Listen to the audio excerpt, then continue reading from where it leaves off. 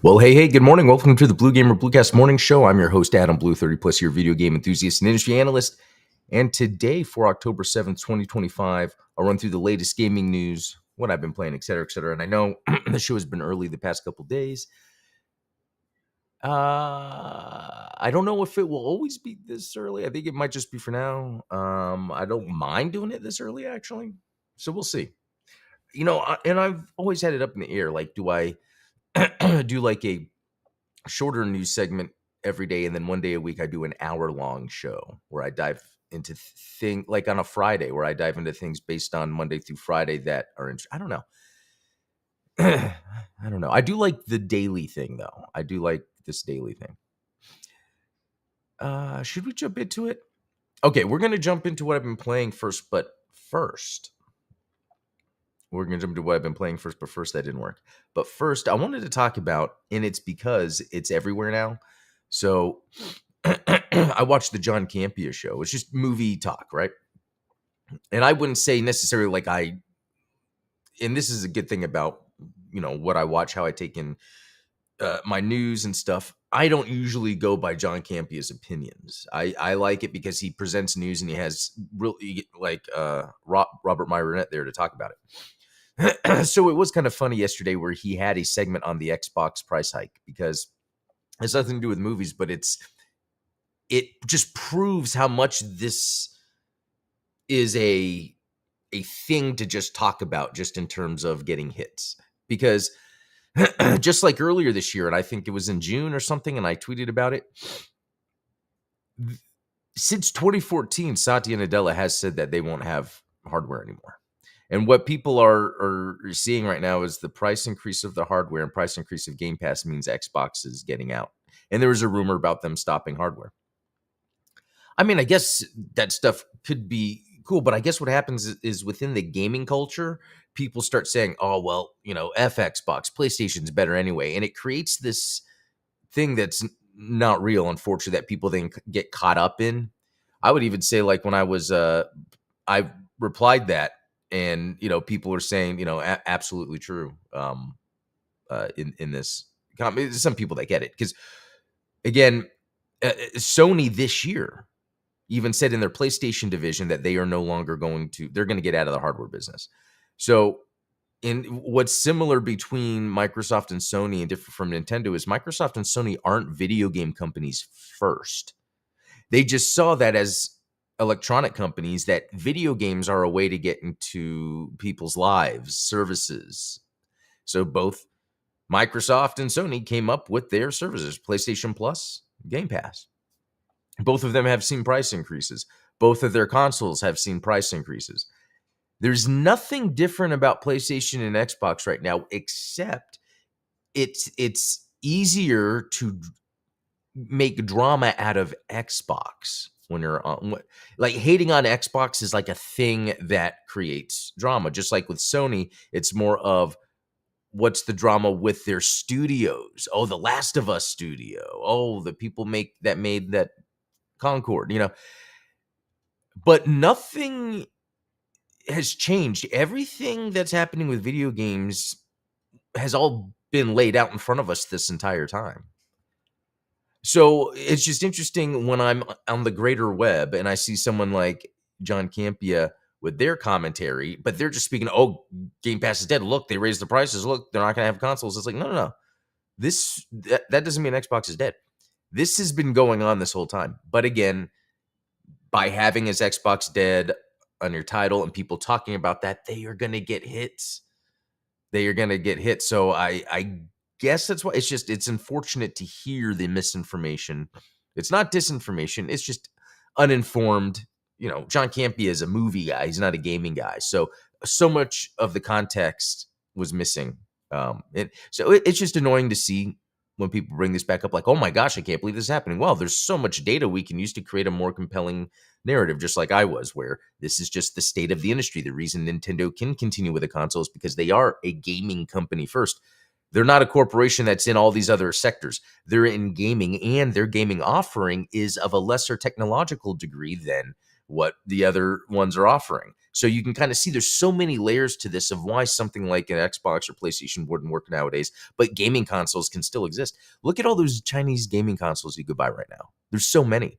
There's even Evercade. There's even these small things like even SNK. Yeah, even though they're owned by Saudi Arabia, will come out with their little Neo Geo consoles. Consoles are fine. It's just when you get a big company that spends a lot on high-end stuff, that's why iPhone is successful with their range of devices, because some people aren't buying the high-end stuff. That's why Microsoft came out with the Series S, and that's why it was selling better for a while. And the PS5 Pro isn't doing that great. It's all there. It's very interesting, the direction that games media and non-games media take these things. And it's even when I see political discourse online, it's so crazy how I feel like I'm in a separate internet than everyone else, where everyone's talking about just the things with no substance that gets a lot of hits. But I'm like, well, I mean, not that I don't want a lot of hits, but also this misinformation is very odd. Anyway, that's what I wanted to cover with that, and we're going to move on. But I just want to bring that up because maybe I'm wrong about something. But over here on my channel, I won't necessarily jump on a big thing unless there's more nuance I can give it. But then again, I don't have a huge audience, so it's not like my word yet is going to really get out there. If I had continued down the path I was in the mid 2000s with my Blue Gamer blog, I'd probably be bigger now. But I backed off because I didn't really know what to do with my content. All right, let's move on. We're going to talk about what I've been playing, which was nothing. I didn't play anything yesterday. In fact, Fallen City Brawl, I played that demo on stream yesterday, and that was it. After work was a workout, ran some errands. I was tired by the end of the day. Yeah, I went to sleep. I didn't play much. If I was going to play, it was either Sonic Racing Cross Worlds or Split Fiction. Because even my wife was tired. She didn't even bring up playing Split Fiction. So hopefully we'll get to that. And hopefully I'll get to some more Fallen City Brawl again because of the whole cosmic invasion thing. Which let's do this real quick. So I went ahead and broke down both Double Dragon Gaiden and Cosmic Invasion. The reason I'm using Double Dragon Gaiden is because that is my favorite beat 'em up that's come out in the past few years. It also has similar chibi but not fully style pixel art. The pixel art is made where these things they're slightly cartoony and cutesy instead of realistic. They also both have where you could switch between two characters. So there's a lot of things that are very similar with these games, but I'm able to show if you are someone that likes more depth in a game, then Double Dragon Gaiden is better. And I guess what I'm trying to say is if you're someone that likes depth in a game, when you play Marvel Cosmic Invasion, it's very shallow. And what's interesting about this is that does offend some people. People are like, well, this, that, and it's like, okay, yeah, I know it for what it has, it works and it's fun. But as a huge fan of beat 'em up since the late 80s, early 90s, over time, I'm just a type of gamer or player that expects a little more added on. That's why Double Dragon Gaiden works so well.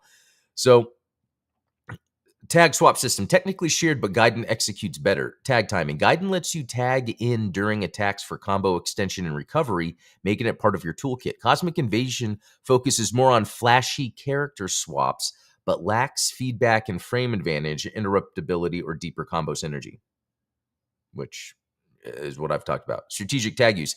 Gaiden encourages managing partner health and choosing the right swap moment.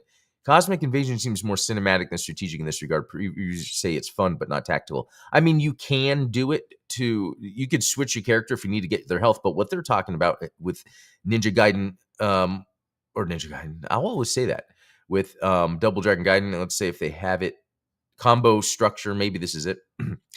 Gaiden offers a clean layered system with hits versus knocks, juggling, run cancels, and risk reward tied to meter and enemy types. There's a risk reward system built into Double Dragon, and it's very interesting when games have a risk reward system, because that's almost like a mini Souls like incentive right there, where you're deciding, am I going to risk something but it'll be rewarding, and if I don't pull it off, I might be in more trouble.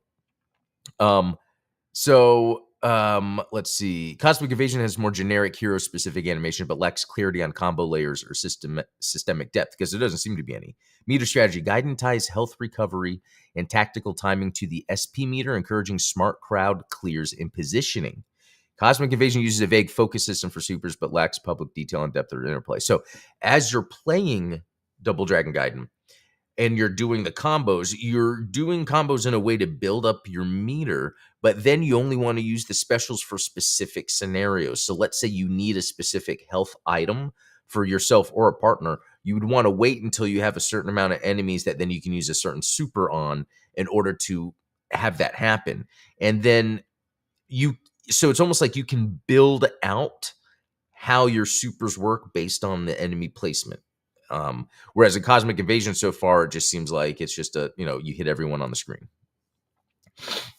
Enemy interactions, Gaiden gives enemy specific resistance to hit versus knock, forcing you to learn enemy types and adapt. Cosmic Invasion hasn't shown signs of enemy variety affecting tactics much, except for air enemies, but then you just jump. Was there anything else? Progression. Gaiden has randomized shops, token economy, and roguelike progression that alters stage length and difficulty. And you've heard me say I've complained about a game being a roguelike. What works about a beat 'em up is essentially a roguelike, because you play through multiple times. That's kind of how a beat 'em up is structured. So when I'm complaining that, a Metroidvania is a roguelike, well, then it just becomes a side-scrolling attack game, not a beat 'em up. And that can get a little boring. With the beat 'em up, there's more to it, especially with Double Dragon Gaiden. There was multiple levels to choose from. Depending on the order, changed how long the later levels were. So it's a very dynamic map to explore. It's always the same, but where you go depends on the order that you're playing. So yeah, that might seem roguelike, but it's also very fixed in what you can do. So, and this might, seem a little biased, but overall mechanical strength, Gaiden dominates in all the areas. Marvel Cosmic Invasion might wear the Marvel cape, but under the hood, it's a shallow punch-up, more sizzle than steak. Compared to Double Dragon Gaiden, it lacks tactical combo flow, enemy variety, impact, and meaningful progression systems. It's a tag team of flashy skins, not strategic synergy. So, that's the AI putting that together, but it is, by me having the mechanics compared here, this is, what it's come up with, obviously with me kind of feeding that. But anyway, I just think it's interesting because even on my video, I got comments, one person agreed with me, another person disagreed. But again, in their disagreement, they were emotionally attached to it because they like Marvel, and I get it. I'm disappointed. I was disappointed that the TMNT game made by the same, it's not .emo, it's Tribute Games, that it was as shallow as it was, because I love the Ninja Turtle beat 'em up games, in the past. So, but at the same time, this could be just making the game where anyone could pick it up and play it. So, all right, let's jump into some news. Skate tops 15 million players in under 3 weeks. which is crazy because I guess it launched in early access September 16th. I'm kind of allergic to early access, but I want to play Skate. I'm a skateboarding fan. I've played the original Skates. Was it 3 of them? I forget. Actually, I wonder if it shows up on here. Skateboard Party 3 Pro. Skate 3, 11 hours of Skate 3, which is pretty good. That's Tony Hawk's Pro Skater HD. That was the first HD version, and then they came out with the 1 and 2, and then the 3 and 4. Oh, I played 12 hours of 1 and 2. That's more than I thought I would play. And then, yeah, the new one, as much as I liked it, I stopped. I moved on. I'd like to get back to playing that, 3 and 4. These games are pretty fun, but it's easy to move on. So anyway, with this Skate, I guess that's a good thing, and that it's in early access. So maybe by the time it comes out, it's like the definitive version. So. All right, moving on. Let It Die Inferno limited time demo for PC launches October 13th. So this was a cool surprise that they announced at the Sony thing, State of Play, whatever it's called. Because Let It Die on the PS4 was kind of this unique game that came out of nowhere. I think kind of announced the same way. And I think it was digital only. Grasshopper Manufacturer or something like that. Although it's completely different developers this time around. Maybe they just had access. Let's see. Unless I could be completely wrong about what I'm. Oh yeah, that's funny because Grasshopper Manufacturer right here. So does it say that they? Yeah, it was acquired by GNAW, so that's how it worked. So it might not be the same developer, but it is the publisher conglomerate that owns the video game IPs. So anyway, there will be a demo, limited time demo, October 13th for Steam, right? And it's not anywhere else. That's well, I'll need to check that out. So that's from the 13th to the 21st. That gives me plenty of time to check it out here. Really cool. Let me open this up, add it to wish list, and it's only going to be $24.99. There's some expensive versions because I'm guessing there's going to be a lot of microtransactions. But yeah, December 3rd, but we'll be getting a demo here soon, so that's pretty cool. Okay, moving on.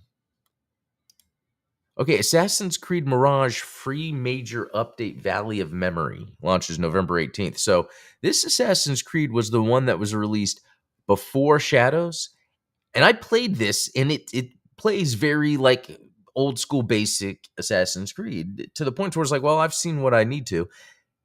And sometimes I feel when I hear about this game, it's like, I should go back and play because it's a shorter experience. I might have fun with a shorter, more specific, I don't know what I'm trying to say, experience that I might enjoy. Because even with Shadows, I haven't played too much. Well, I did play a lot. It's just that there's so much to do in Shadows, and then I move on to other games.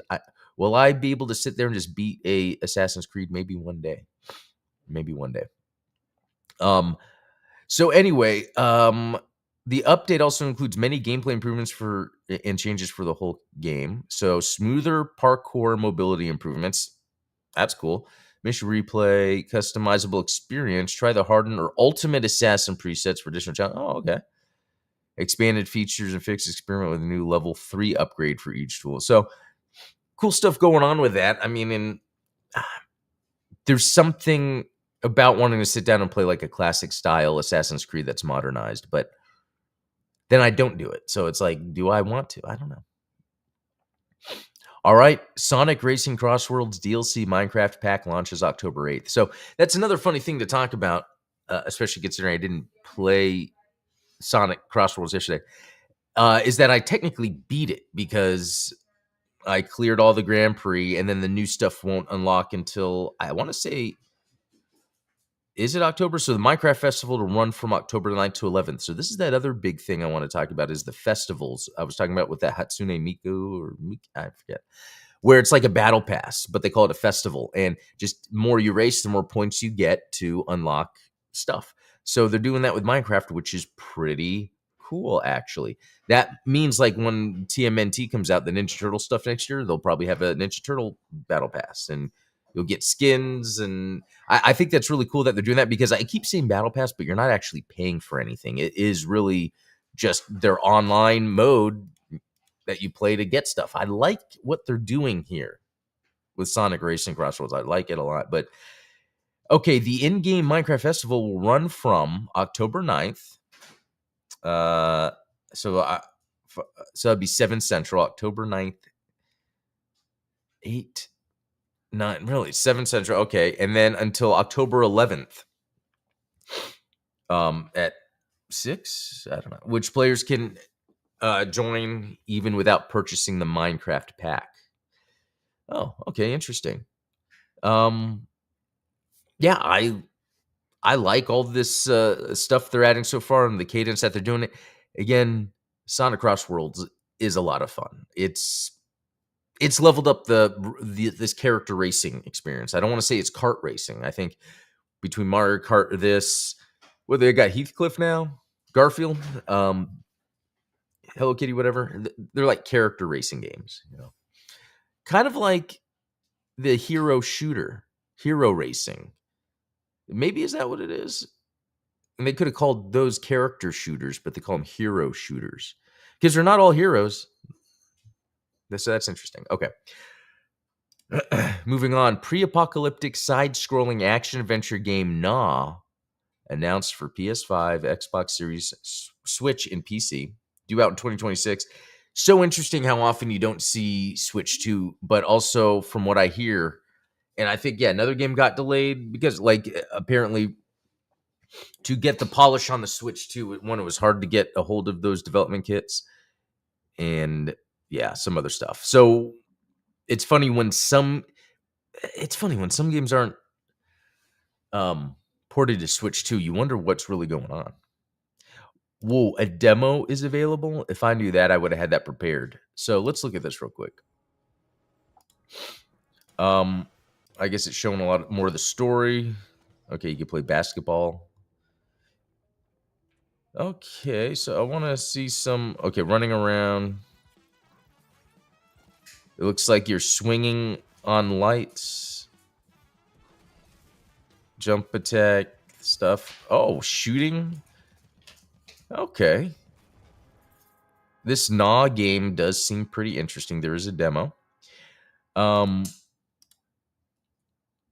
that we have time for it, but I'll get that going. And then let's head back to this. So developer, Red Start Interactive. Let's click and see what else they've done. Get a grip chip in the body bugs. Okay, that looks really... So there was 2 of them. There's get a grip chip and get a grip chip in the body bugs. This actually looks pretty cool. That's neat. So it's kind of neat to see this younger developer in terms of the company. It could be a little kid, I don't know, but kind of move up from side-scrolling robots. Not that it's a move up to dinosaurs, but just seeing. It looks like their thing is cool art with side-scrolling action. Could they be tapped to do a Metroidvania in the future? So that's called GNAW. I'll probably check it out tomorrow. Okay, moving on. Breakout hit Megabonk sells more than 1 million copies on Steam. So I've talked about this here before, and I haven't bought it just because I feel like it's just going to be more of the same. But it does look good. It has a very unique look and art style to it. Let me pull it up for you, and it's not expensive. I want to say it was like $8.99 or $7.99. It's now $9.99, but still. And I've showed this game. It's like, I think it's cool. It's 3D polygonal, and it has this interesting fisheye perspective as you're running around the world. That's the thing. It's the same with all these. I call them survivor likes, but I don't know what the good term is. But you just attack, and then you choose from 3 things. constantly upgrade. There's just stuff that looks cool in here, like the fact that it's 3D. Yeah, there's a lot of cool textures, old school style textures. The animations look cool. This is one I should grab sometime. I mean, it's only $9.99. Okay. Ghost of Yote Critical Consensus, the sequel to Ghost of Tsushima, captivates critics with its story and setting, but feels a little too similar to its predecessor. So that's the one reason why I didn't bother picking up Ghost of Yote, or I'm not too excited to pick it up, is because I have played a lot of Ghost of Tsushima. I haven't even beaten it yet. 49 hours. So I've played 49 hours of Ghost of Tsushima, and I think I've come to the conclusion here. Once I've hit about 30 hours with a game, sometimes I feel like, okay, I've like done enough, even if I haven't beaten it. And it depends. It depends on how the mechanics progress with time. Like, for instance, Elden Ring, you get so many interesting weapons later on that you can kind of use with other items and get some very interesting builds later on. With Ghost of Tsushima, it wasn't necessarily like that. There was more of a linear progression with as you're going and you're unlocking certain armor pieces and gear to wear. Yeah. So, so when it comes to Ghost of Yote, it's like, well, as much as I like it, and I guess I was saying with 49 hours of Ghost of Tsushima, I kind of got bored. And I didn't mean to get bored. It's just like, well, I've done everything. Not everything, but I've done a lot. I'm at the end. I remember when I was trying it not too long ago, I loaded it up and I'm just playing for a second. I'm like, I felt like I've done this. I don't feel like going somewhere. So that's what I'm thinking with this. But man, when I'm seeing people play it, it looks so good. Well, guys, I think I'm going to jump. I have to go to the bathroom really bad, and it's at the end anyway. So yeah, that's kind of not the way to end the stream. But I'm going to head out. I'll be back tomorrow with some more. It might be regular time tomorrow. This might just be temporary, but we'll see. But until then, all have a good one, and we will talk later. See y'all.